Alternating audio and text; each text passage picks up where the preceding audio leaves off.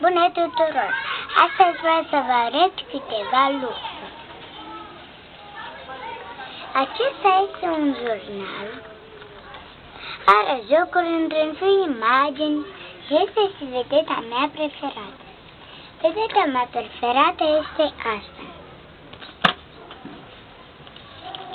Și acum pot să vedem jurnal.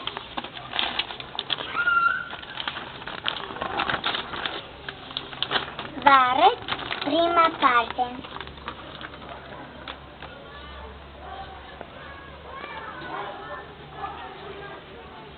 Vă arăt a doua parte.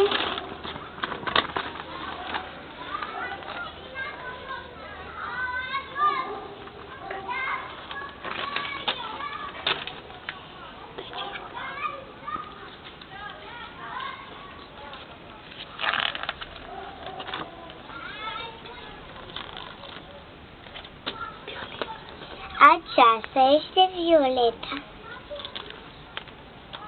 Și asta e Violeta.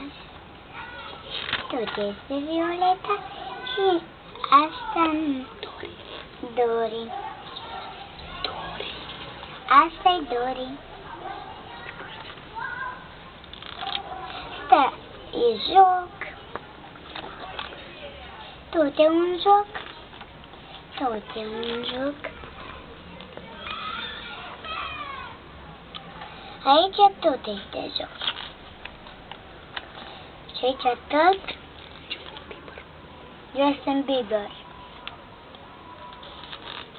Aici sunt niște fete și niște băieți. Vedete și vedeți. Aici tot așa.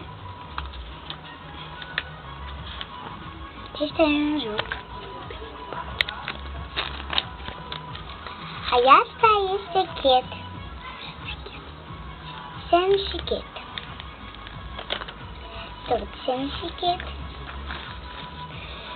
Luna.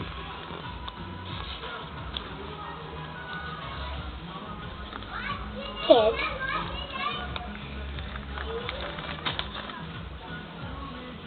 Fratele lui.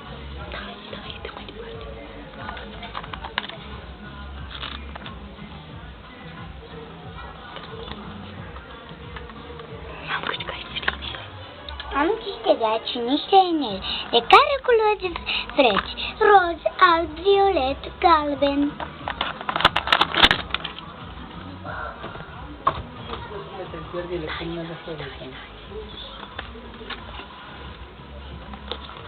Acesta este carnetul lui Violet.